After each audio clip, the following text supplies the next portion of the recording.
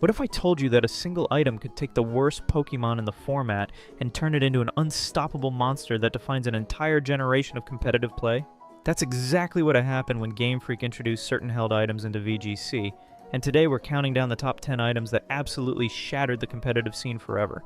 Some of these created strategies so dominant that the entire meta had to revolve around them, and others straight up broke the game so hard that teams were forced to dedicate entire slots just to counter a single item. Let's get into it. Starting off at number 10, we have the Room Service. Now, I know what you're thinking, this sounds like the most boring item ever, but hear me out. Trick Room has won 7 out of 12 World Championships. Yeah, you heard that right. 7. And Room Service is the item that makes Trick Room teams nearly foolproof. The way it works is simple but genius. When Trick Room goes up, your Pokemon holding Room Service instantly gets its speed lowered by 1 stage. Why does this matter? Because in Trick Room, slower is faster, and this item removes all the guesswork. You don't have to worry about speed ties, you don't have to pray your Torkoal outspeeds Cresselia. Room Service guarantees you're moving first in that reverse speed order. Pokemon like Gallade and even Ditto become absolute menaces with this thing, because they're optimized to be as slow as possible under Trick Room. It's not flashy, it's not exciting to talk about, but when a strategy wins more than half of all World Championships, the item that perfects that strategy deserves respect. Room Service turned Trick Room from a good strategy into a consistently dominant force. Number 9 is the Eject Pack, and this one is genuinely creative game design. On the surface it looks defensive, your stats get lowered, you switch out automatically. Cool, I guess it helps against Intimidate. But the really smart players figured out something wild. You can trigger it yourself. Moves like Close Combat and Superpower lower your own stats, right? Well, what if that stat drop wasn't a drawback but a free pivot? Suddenly you've got Incineroar using Parting Shot, intentionally lowering its own stats, and Eject Pack sends it packing while you bring in your actual sweeper with perfect positioning. You just turned a negative into a massive momentum swing. The opponent thinks they're pressuring you with Intimidate, but you're 3 steps ahead, using that stat drop to generate a controlled switch that puts you in the driver's seat. It's not the most common item, but the players who understand how to abuse it have created some of the most innovative plays in a modern VGC. It rewards big brain plays and punishes people who don't see the pivot coming. At number 8, we need to talk about the Covert Cloak. This item is the ultimate fake out counter, and if you've played even one game of VGC, you know how absolutely centralizing fake out is. It's everywhere. Incineroar, Raging Bolt, Rillaboom, basically every team has something that can flinch you turn 1 and completely ruin your game plan. You're trying to set up Tailwind with Tornadus? Too bad, you flinched. Your restricted legendary needs to fire off a massive attack? Nope, flinched. Covert Cloak says no. It blocks all secondary effects of moves, which means Fake Out can't flinch you, Icy Wind can't drop your speed, Snarl can't lower your special attack. This item represents the modern VGC philosophy perfectly. It's not about doing more damage, it's about guaranteeing your game plan actually happen. The fact that Covert Cloak became mandatory on so many setup Pokemon proves that the meta evolved past just hitting harder. Now it's about making sure you even get to hit at all. When an item becomes necessary just to play the game normally, that's when you know it's meta-defining. Number 7 is Clear Amulet, and this thing is a direct response to what I call the Intimidate problem. Incineroar has been the most used Pokemon in VGC history, not just in one generation, in history. And a huge reason is Intimidate, which drops the attack of every physical attacker on the field just by existing. For years, physical attackers were at a massive disadvantage because they had to deal with this constant attack drop spam from Intimidate, Parting Shot, and Snarl. Then Generation 9 dropped Clear Amulet and said, yeah, we're done with that. Your stats can't be lowered by opponents anymore. Period. Doesn't matter if it's from an ability like Intimidate or a move like Icy Wind. You are immune. Suddenly, physical restricted legendaries and Pokemon like Kingambit could actually function without losing half their attack stat before they even threw a punch. This created an item arms race where if you weren't running Clear Amulet on your physical attackers, you were basically trolling. The fact that an item had to exist specifically to counter one Pokemon's ability shows just how centralizing Incineroar was, but it also proves that when disruption becomes the name of the game, the items that neutralize disruption become just as powerful. Coming in at number 6 is the Focus Sash, and this item has been breaking games since Generation 4. The premise is stupidly simple. If you're at full HP and something tries to one-shot you, you survive with 1 HP. That's it. But in a format like VGC, where games are decided in 4 to 6 turns, guaranteeing 1 turn of action is absolutely insane. Trick Room setters like Hatterene love this, because even if the opponent brings their hardest counter, Sash guarantees Trick Room goes up. Hyper offense leads like Chien-Pao can fire off a massive attack even if they're made of paper. The only reason Focus Sash isn't higher on this list is because VGC is a doubles format, and spread moves exist. A weak Muddy Water or Icy Wind can chip you, break your Sash, and then the real attack comes in and deletes you anyway. But even with that counterplay, Sash is still everywhere because sometimes all you need is one turn, one Trick Room, one Tailwind, one attack. Focus Sash turns fragile glass cannons into guaranteed threats, and in a game about speed and setup, that guarantee is worth everything. Halfway through at number 5, let's talk about the Assault Vest. This thing gave us Assault Vest Incineroar, which is genuinely one of the most iconic sets in all of competitive Pokemon. Assault Vest gives you a 1.5 times boost to your special defense. That's huge.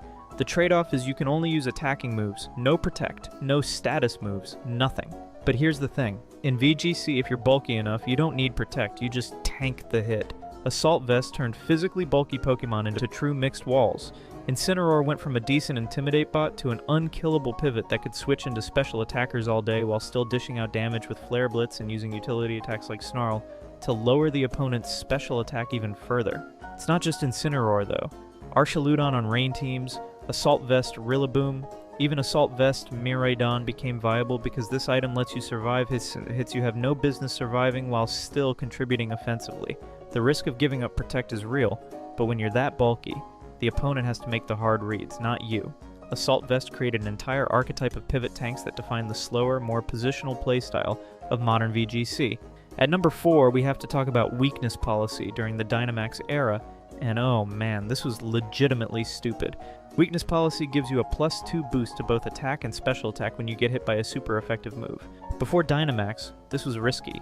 You'd take a massive hit, maybe die, and even if you survived you might not sweep.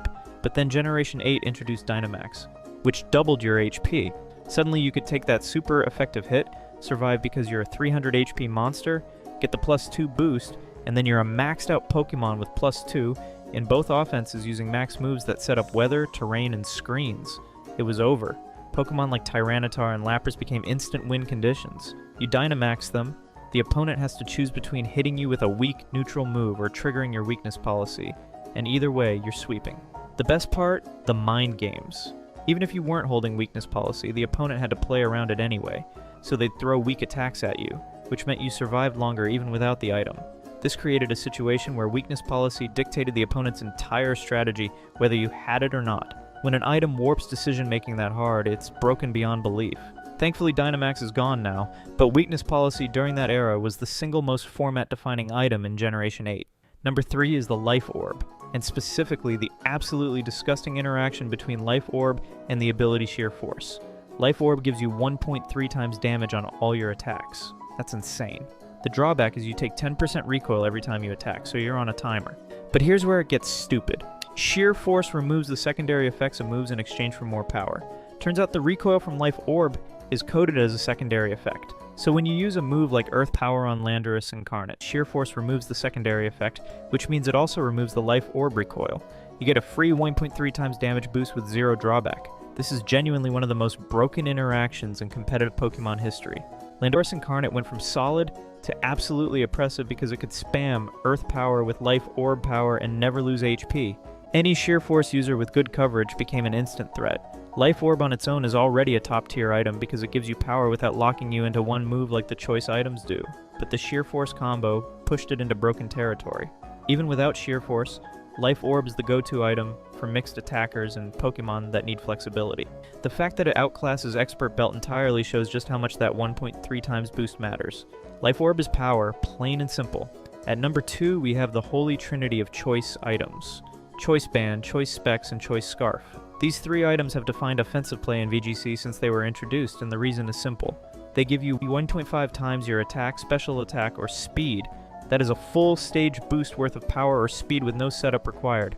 Choice Scarf turns mid-speed Pokemon into revenge killers that outspeed the entire unboosted metagame. Landorus, Therian, Terrakion, even Pokemon you'd never expect suddenly become speed demons that can pick off threats before they move. Choice Band and Choice Specs turn wall breakers into delete buttons. Choice Specs Hydreigon and Choice Band Rillaboom are legitimately terrifying because they hit damage thresholds that let them break through even resists. The trade-off is brutal though. You're locked into the first move you click. If you predict wrong, you're either forced to switch or you're stuck using the wrong move while the opponent sets up on you. In best-of-3 formats, good players can adapt and punish predictable choice users hard, but in the hands of a skilled player, the sheer power of these items is unmatched. The reason they're number 2 and not number 1 is because their usage fluctuates depending on the meta. In hyper-offense formats, Choice Scarf is king. In bulky restrictive formats, sometimes raw power from other items is better. But make no mistake, the choice items have been meta staples for nearly 2 decades, and they're not going anywhere. And finally, at number 1, the single most meta-defining item in VGC history is Megastones. Now I know they're not legal anymore, but we have to talk about them because they set the precedent for everything that came after. Mega Evolution completely changed how teams were built. Your entire team revolved around your Mega. You picked 5 Pokemon specifically to support whatever Mega you were running, and the Megastone was non-negotiable. You weren't choosing between items, you were locked in. Mega Kangaskhan with Parental Bond hit twice on every move. Mega Salamence got Aerialite, turned Return into a flying-type nuke. Mega Gengar trapped opponents with Shadow Tag. These weren't just strong Pokemon, they were win conditions. The fact that one item, the Megastone, dictated your entire team structure, your strategy, and your win condition is why it's number 1. It was the first time in VGC history that an item became more important than the Pokemon, holding it. Everything about your team was built around enabling and protecting your Mega Evolution. And even though Megastones are gone now, they paved the way for modern VGC design philosophy. Restricted Pokemon, Dynamax, Terastallization, all of these mechanics follow the same idea that Mega Evolution started. One massive power spike that your team is built around. Megastones didn't just break the meta, they created the blueprint for how modern VGC functions. And that's why they're the most meta-defining items in competitive Pokemon history. So there you have it. 10 items that absolutely shattered competitive Pokemon and forced the meta to evolve around them. Some gave raw power, some gave consistency, and some straight up created strategies that won world championships. The crazy part is Game Freak keeps adding new items every generation, and who knows what's going to break the game next. Let me know in the comments which item you think was the most broken, and if you want more deep dives into competitive Pokemon, make sure to hit that subscribe button. Thanks for watching, and I'll catch you in the next one.